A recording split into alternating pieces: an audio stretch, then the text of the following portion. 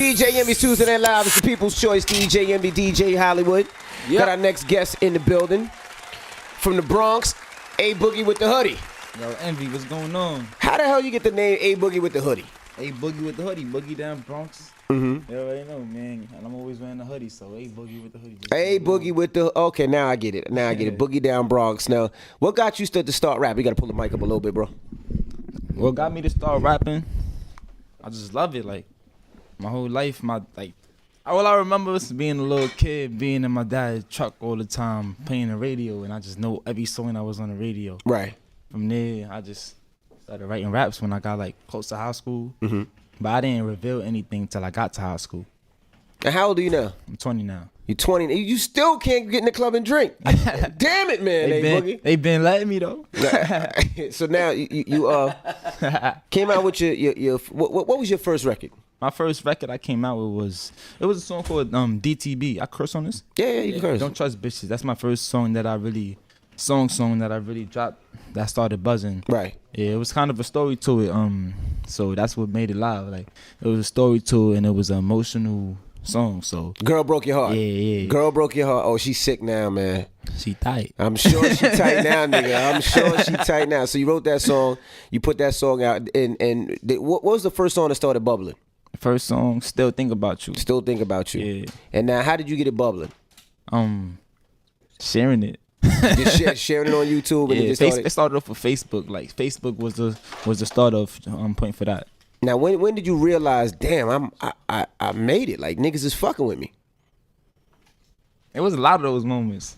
That moment happened yesterday too. Like, feel me? Like, right. That moment happens all the time. But one of the first moments, I would have to say, just me, Bubba and QP, the owners of the label, just going over the first mixtape. I mean, artists, and just listening to the first mixtape over and over. And we, after listening to it, the last time, we we really sat there. I remember one day we was really gonna we was about to shed tears. That ass though, it was that real. Right now, this shit is real. We about to start this label. We started the label. We just went. Now, what was your reaction the first time you heard your record on the radio?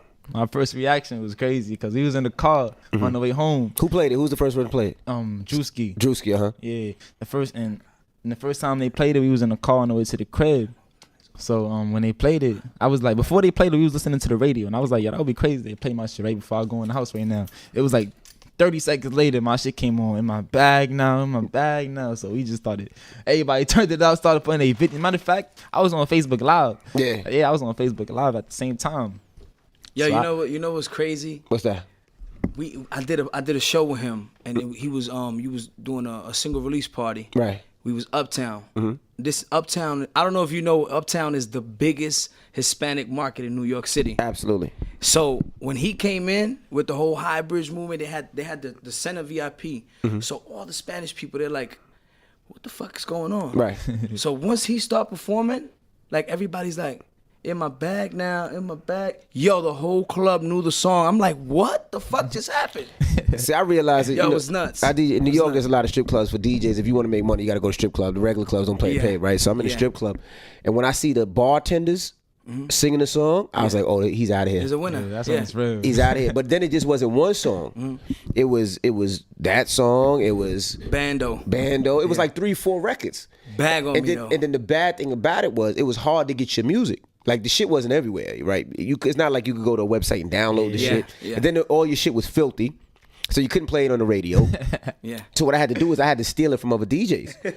So I'd be like, let me see your laptop, and then I had to plug it in and look for the shit and download the shit. I stole it from Don DeMarco. Shout out to Don DeMarco. I stole it from him actually. So now, how does it feel? You got your deal, you signed, you got about 3-4 records popping, bubbling in the club, a couple on radio. Yeah, it feels amazing, man. We doing it big right now. We Hybrid's the label. We just going crazy. How's it feel back in the Bronx now? Does it feel comfortable going back home? Because you're not just the regular A Boogie with the hoodie now. Now you're A Boogie with the dope Jordans, the dope chain, and the hoodie now. A Boogie with the bag on him. Even though got the bag on him for real now, right?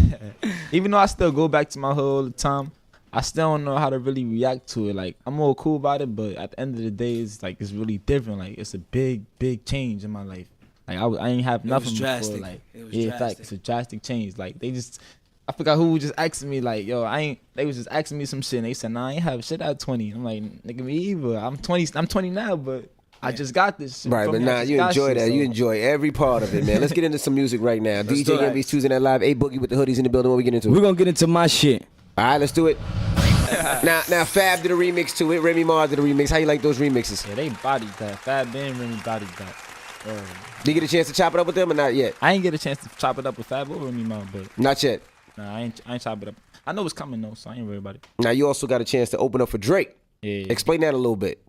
Drake, when he brought me out to MSG this week, and I ain't gonna lie, that was one of the greatest feelings ever. What was that conversation? He reached out to you? Yeah, we was talking for like probably like 2 weeks before that. Like, Called you on the phone or? yeah, we was talking like on the phone some days. Some days we texted shit, and we was just talking about like this work and shit. Like, he was just telling, like, I ain't gonna lie, he was really telling me about the game. Like, this shit different. I'm really seeing this shit now is really different. So now, how was that experience? He pulled you out to the garden. There's 55,000 people out there, 60,000 people, and you on stage, and now you got to perform. Did you have butterflies? How was that feeling? I had butterflies like a motherfucker. You ain't throw up or nothing, right? You ain't throw up or nothing. Now I was good when I went on stage. When I went on stage, I was good. The first 2 times I was nervous, yeah, but the third time I just went on and did my thing. I just killed it the third time. Now, the first time he pull you? The first time he pulled you out and was like you performed, and then you opened up for it one time, right? I opened up. Matter of fact, he gave me all 3 times. It was 15-minute. 15-minute sets. Yeah, 15-minute sets. Yeah. Wow, that's a lot of pressure right there. Yeah, facts. That's a lot of pressure. So you did that. You did what? 3-4 songs? Yeah, I did like 4 songs. What was the acapella. reaction? The reaction was crazy. It Yeah. wasn't. Of course, it wasn't like his. But the reaction was crazy because I'm just, feel me? Home. I'm home and I'm just, feel me? I'm just doing this. I'm just coming up. So the reaction for everybody to know my songs is just crazy. Did you get in the studio with Drake yet? Nah, I didn't get in the studio with It'd be Drake. dope to do a remix to one of them That would be joints. fire, facts. Hopefully soon. Yeah, hopefully. All right. Well, A Boogie's in the building. Let's get into another joint. What we get into? We're gonna get on the bag on me. I know him for a long time on your team. Goes by the name of Webb. Used to manage Fab. Now, how do you get up with him? I got up with him in the summertime, like last summer before everything was jumping off. Like we connected. He was like he hit me up through the game or something. He hit me up, and then like we was talking and shit. And ever since then, like I've been more motivated. Like he been telling me real shit every day for for a whole month. Now he knows the grind. He knows the hustle. He was with Fab when they called him Spiz or Fabulous Sport. So he was with him early. He actually paid me $200. I went on tour with Fab. And we went on tour. We went on Nelly tour. They paid me $200 a show. Definitely paid me $200 a show. Now, but we was both starting together, so I was glad to take it. Definitely family oriented. Definitely will hold you down. So now, what's next for A Boogie in the Hood? Is it an album or is it mixtape? Because you got so many fucking records out there now. To be honest, I felt like I'm almost done with my album, and I feel like I got so much good songs on it that I don't want to drop all that at the same time. So I decided I'm gonna come up with my EP next. I'm gonna do my video to the song Vacation.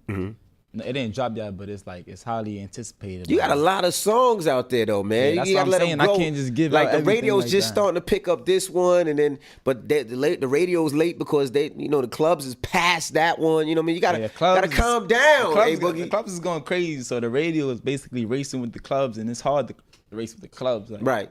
So it's going crazy. Now Hollywood was telling the story about you performing at a club. And they said that was so back then that you only charged $400 or $500. That was that long ago. Yeah. You're a little past $400 or $500. He's a lot past $400. I seen him out in Miami. I said he's a lot past $400. Bring that bag out. Bring the bag on me. So now, who do you want to work with that you haven't worked with yet, if anybody? Because right now we only heard I want to you. work with Jay-Z. Okay, that's all right. You shooting. You shooting half court shots. I ain't mad at you. Facts. If you're gonna shoot well.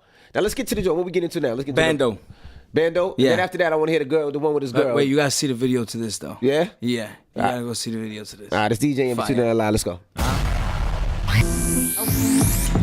Now I was telling him, I've never seen an artist with so many records so fast like this. Like, I don't think I've seen this since, I'm trying to think. Yeah, maybe no, Ever. not even Fetty, because Fetty took a lot longer. Fetty took a little. He took a. He had Fetty he took had a long run time. With Trap Queen. Then he came out with the 679. Took some time. And again, he had a couple. He had a couple, but it he took was. some time to build though. But he all also those other was records. signed at that time. Yeah. A Boogie, it was just kept coming. Pause. And it's independent. Yeah, it was independent. Yeah. So you signed the deal. What made you sign with Atlantic? It's nothing else to prove. They brought the bag. They brought the bag for you. So you said, "All right, this is the situation." It's not about the bag. Like I was saying earlier, it's not about that bag. Like it's the opportunity and like the position that they put us in. Feel me? Like It's not about that bag at all, because I could get that bag. As much money as anybody will offer me, I could motivate myself to go make that same amount of money in a certain amount of time and be happy. So it doesn't make no sense to worry about a bag. I'm just worried about a position, feel me, that could get me into a better position. What's the first thing you bought? First thing I bought, I like Louis. Okay. So you bought a lot of Louis. Yeah, but first thing I bought though, I tried to buy my mom a crib. She ain't want it. She ain't want it. She ain't want it. She I don't know. She being hard headed. Right. But she probably she live in Florida already. So she's living in Florida. She cool right now. Okay. So that was the first thing you bought, just mad Louis. Yeah, boy, man. No car yet? Nah, I don't need a car yet. You on the road too much? Yeah, my first car gonna be a Wraith. Okay, I ain't mad at you. I ain't mad at you. That's the way my first car gonna be a Wraith. Shit, nigga, it took me 20 years to get a Wraith, but fuck you, little nigga. Damn. Shit. All right. Well, A Boogie with the hoodie. The EP comes out. When does the EP come out? I don't got a date yet. Real soon, in a few months, 2 months. I appreciate you joining us today. What we get into last? We're gonna get into I'm not a regular person. I'm not a regular person. We gonna find friend zone. The bitches, the females love friend zone. I was in the club. They love it. It's TJ MV Tuesday Night Live. A Boogie with the hoodie.